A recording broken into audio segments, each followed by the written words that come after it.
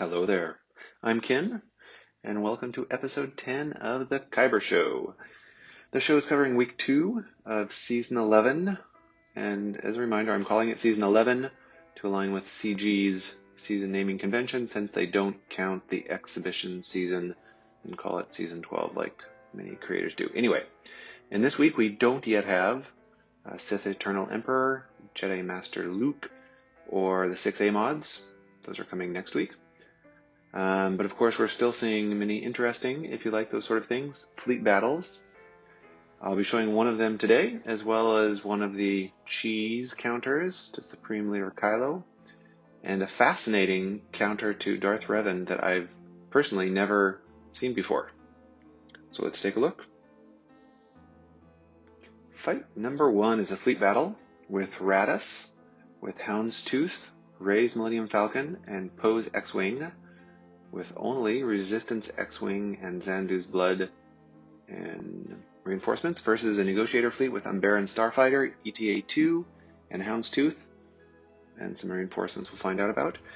This is a rarely seen matchup, and for good reason. It's difficult to reduce the RNG. The goal is to get rid of, or to get Holdo's maneuver off as soon as possible and get rid of the negotiator. And so you're trying to survive as long as you can and keep your Houndstooth alive and use specials from the Resistance members as often as possible to reduce the cooldown of the Holdo maneuver. Let's see how it plays out.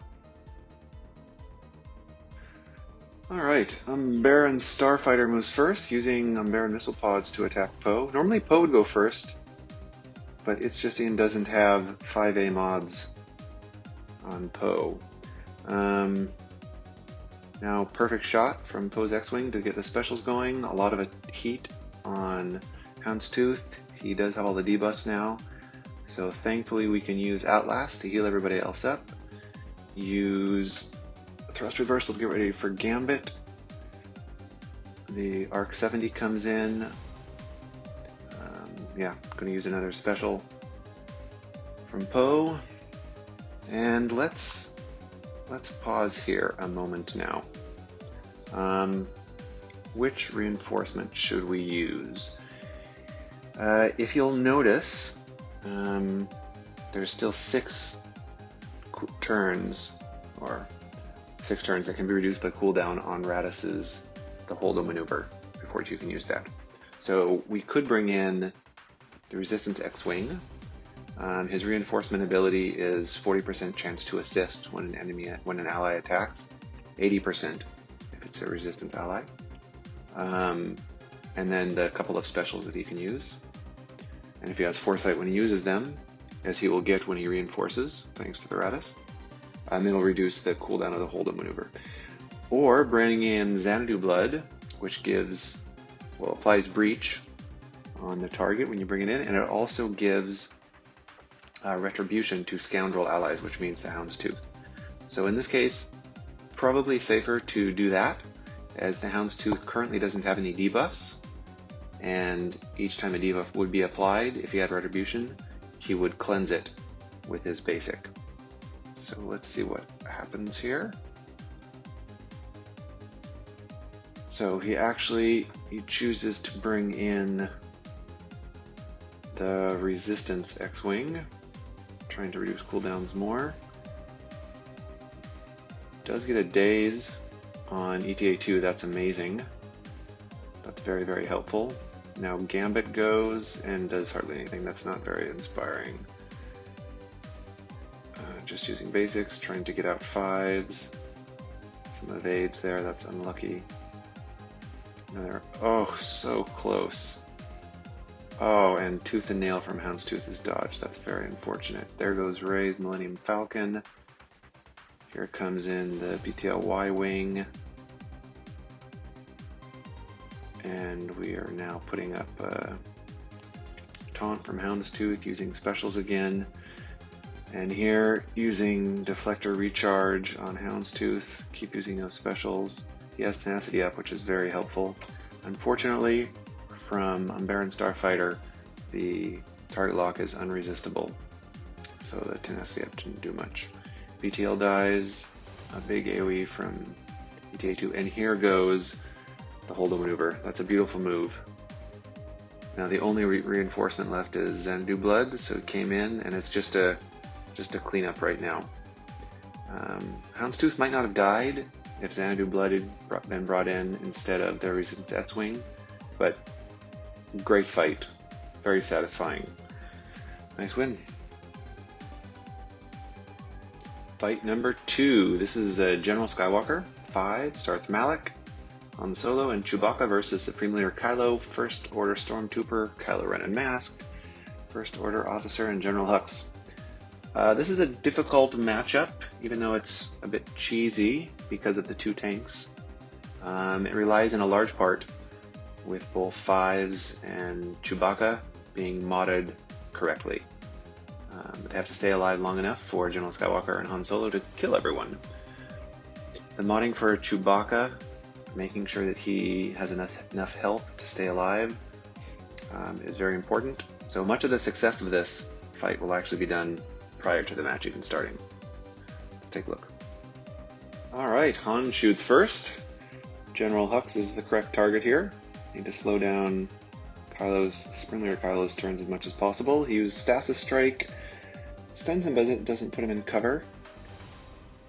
And now we use the... Okay, let's pause here for a moment. Malak used Torture on KRU. And now he has another choice. What should he do? He could use Torture, which applies the shock on First Order Stormtrooper.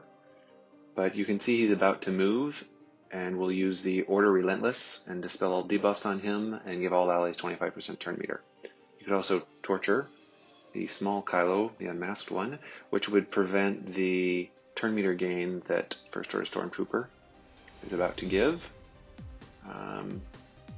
You could also use Drain Life, which would give you 1 stack and get you, more importantly, back to full health, as long as you use it on First Order Stormtrooper, to prepare for more hits from Supreme Leader Kylo. The real question, though, is who is going to go first between Han Solo, First Order Stormtrooper, and Kylo Ren Unmasked, because that's going to play a big role in what skill to use.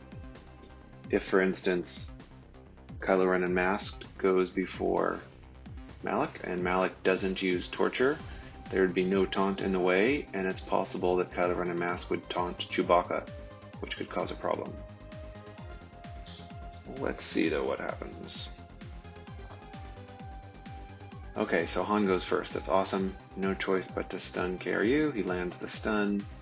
Stormtrooper cleanses, and we get another turn. Oh, Malak barely survives. That's very lucky. Okay, here, that was a bit lucky too. Using the Dispel from Chewbacca, and First Order Stormtrooper called KRU as the assist instead of Supreme Leader Kylo. That could have been over already. Now General Skywalker stands back up, goes for KRU, didn't want an assist call, and luckily landed days on everybody except Hux. So Hux's marching orders only sent in himself. That's extremely lucky. Okay, slowly working down First Order Stormtrooper while he's dazed. General or KRU cannot stun 5s. 5s is taking a beating here, and he is a well-modded guy. Okay, again, slowly working down. Now he's got First Order Stormtrooper. Can't drain life, it's not going to do anything. From Kylo Ren Unmasked, who goes for the shock. Now the ultimate comes from Supreme Leader Kylo. Will Chewbacca survive? Just barely. Very, very lucky. Oh, and he doesn't kill Hux. That's tough. Han Solo takes him out, and Chewbacca survived a hit from the pinning shot, probably, from First Order Officer. Now KRU is down. Supreme Leader Kylo will always go for 5s or General Skywalker. That's very lucky. Okay, now General Skywalker stands up, and really it's just getting the armor shred and applying their critical hits to not allow him to use any more of his skills. Can 5 survive long enough for them to do enough damage? It should be able to, with the turn meter reduction from Han Solo especially. Yeah, just clean up. There was some RNG in our favor for sure, but very nice application of this counter, and a great win. Fight number 3 is a very fascinating fight. This is a Jedi Training Ray, BB-8, R2-D2, C-3PO, and Resistance Hero Finn versus Darth Revan, Darth Malak, Fallen Bacillus Shan, Sith Marauder, and HK-47. I've never actually seen this matchup before in GAC, so I didn't know what to expect. I know that technically it works, but I haven't seen it in a live GAC match before. Resistance Hero Finn is a key part to the matchup because of his TM swap, and more importantly, when he's inspired, the health, protection, and turn meter regeneration that he provides to characters who cannot take a turn. With Jedi Training Ray's lead and the droids, they go very fast and generate a lot of turn meter. So let's see how this works against a very difficult Darth Revan team. Alright, so BB-8 goes first, which is obviously critical. He targets Sith Marauder here because of C-3PO's Fretful Mediator unique. It applies offense down. Now tries the same thing against HK-47.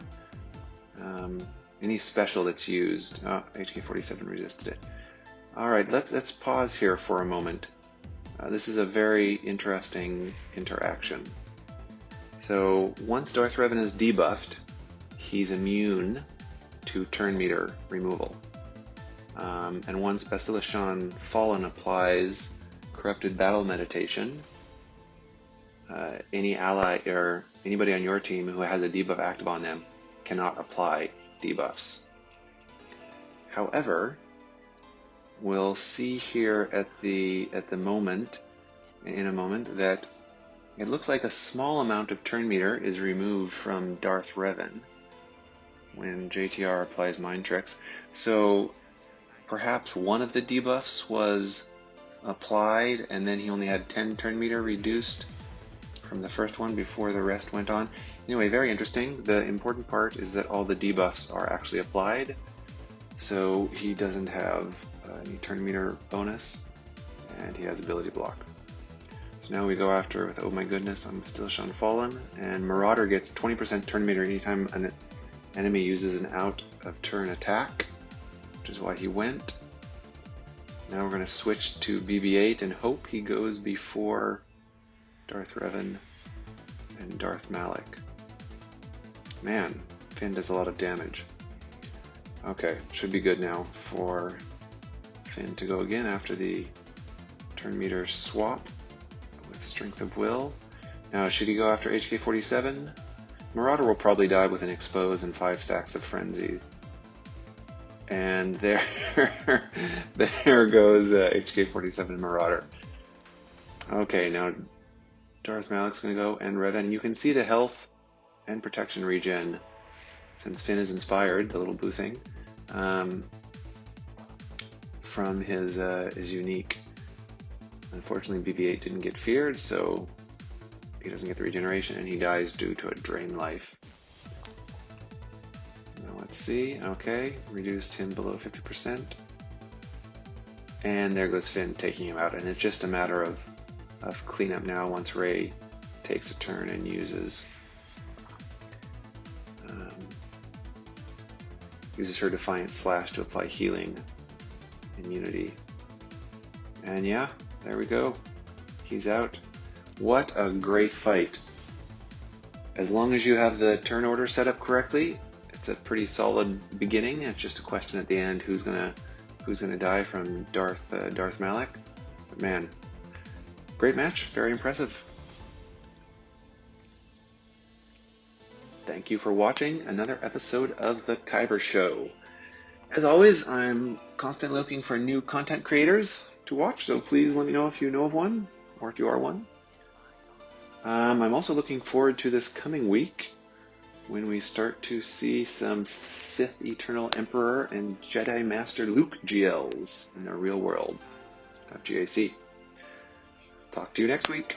Thanks again for watching.